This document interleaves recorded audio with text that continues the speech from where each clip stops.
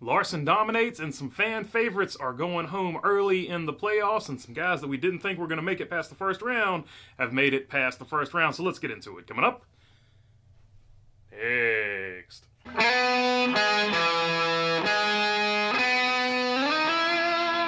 What's going on, everybody? Hope you're doing good today. All right, Kyle Larson gets career win number 28, tying him with Rex White and Carl Edwards.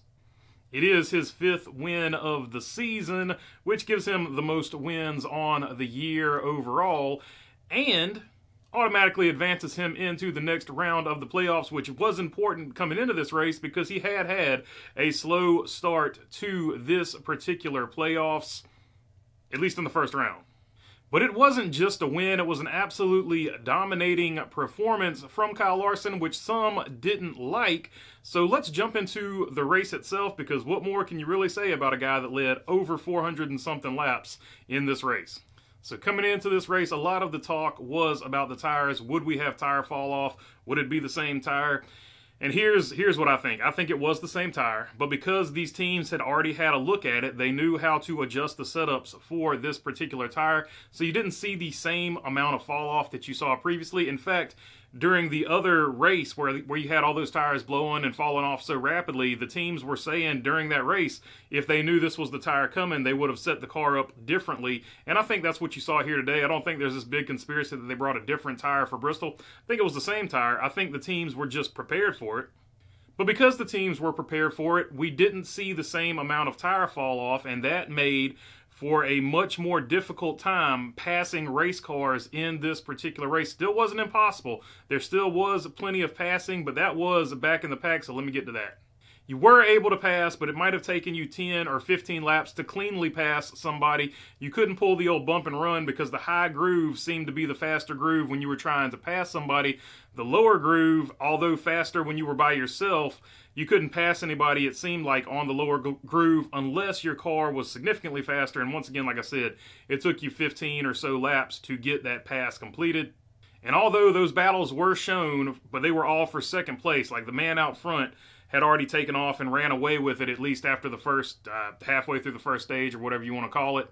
So because none of those battles right there that were really great battles for second on back, at one place, second through fifth, at one point in the race, second through fifth was having a great battle. But because those battles were for second place and not for the lead or anything of necessarily significance to win the race, a lot of people saw this as a boring race because, well, the leader was faster than everybody else.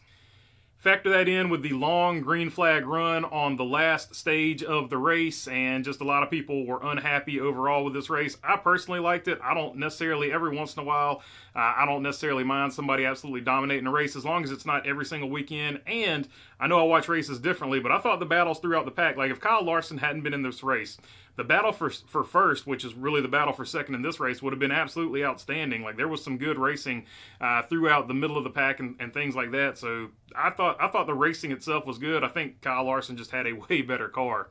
But I think the biggest reason people looked at this race and thought it was an absolute dud was because of the Truck Series and the Xfinity Series. We saw in the Truck Series a great performance from Lane Riggs, but all the drivers in that truck race, it was a very entertaining race. A lot of passing, a lot of like swapping, good clean racing for the most part over there in that one. And then in the Xfinity Series, you had Dale Jr.'s last race in the Xfinity Series ever, which he immediately got out of the car and said, we're going to do this again at some point, maybe not just next year, so, it is what it is.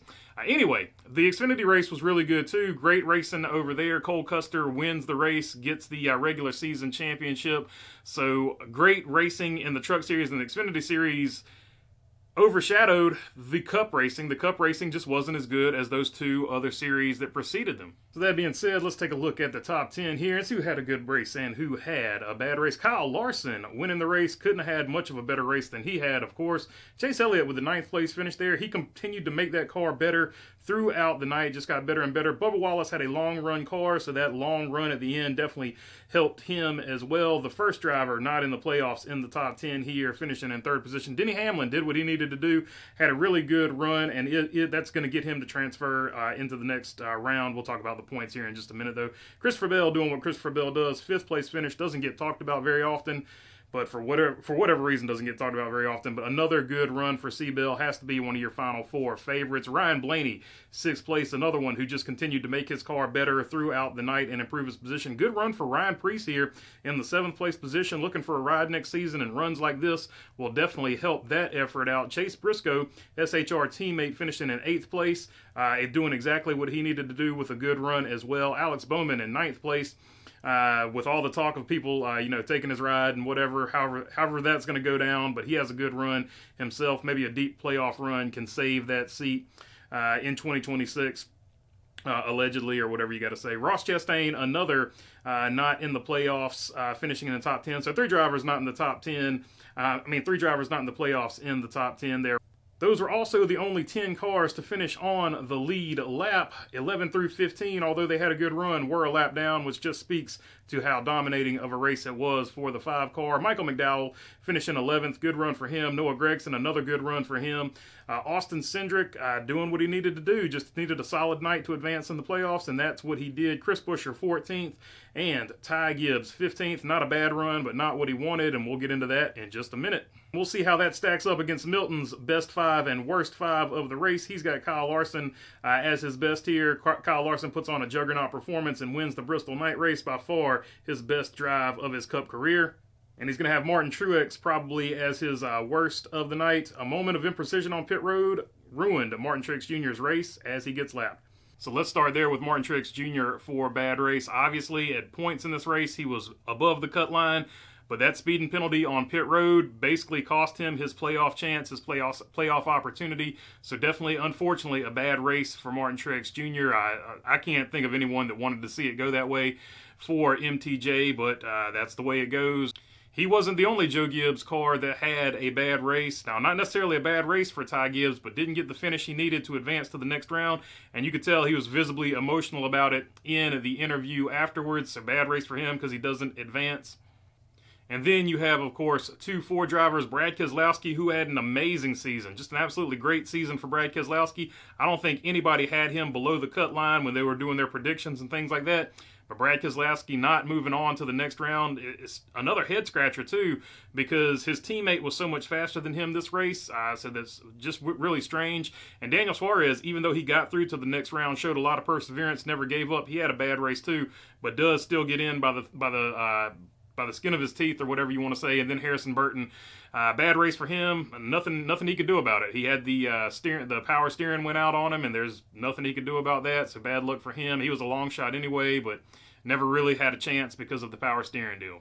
And one final bad race, because he's going to get memed to death about it, but Corey LaJoie in his final race in the Spire number 7 Rex. So that the memes. Corey LaJoie versus the internet continues forward. He's going to get memed for that one. All right, here's your playoff points picture. Now, going into the next round above the cut line will be these 8 drivers. Kyle Larson at plus 39, plus 24 for Seabell, plus 20 for Tyler Reddick, who has had an awful playoffs after winning the regular season. He's going to need to turn that around. William Byron, plus 14. He's been in a little bit of a cold slump as well. Needs to start to heat up. Ryan Blaney at plus 11. Denny Hamlin, plus 7. Chase Elliott, plus 6. And Joey Logano, plus 4, your last man in right now going into that next round at Kansas. Then the drivers that are going to have the most work to do are going to be Austin Cindric, who sits at minus 4 on the Xfinity on the bubble. Daniel Suarez is going to be at minus 6. Alex Bowman, minus 7. And Chase Briscoe also minus 7. So all those drivers made it in, but no time to relax because right back at it at Kansas, and they're going to have to be on it again. That being said, I forgot to do it last race, but let's take a look at the Manufacturers' Championship, because that's heating up as well, where we now have a tie between Ford and Toyota for second place at 10:19, GM Chevrolet at 10:54, so that thing's tightening up and getting even closer by the race. And with 7 races remaining, can Ford or Toyota cut into that 35 or so point lead for Chevrolet? We will see. All right, that's all I got for you on this one. If you made it this far, would love to have your subscription. If not, I'll just keep making these things. If you're already subscribed, you know I appreciate you all as well. If you got a question, comment, or anything like that, I'll try to get to as many of them as I can down in the comments. And if you want to visit the merch store to help out the channel, the link is in the description. And other than that, thanks for your time. Peace.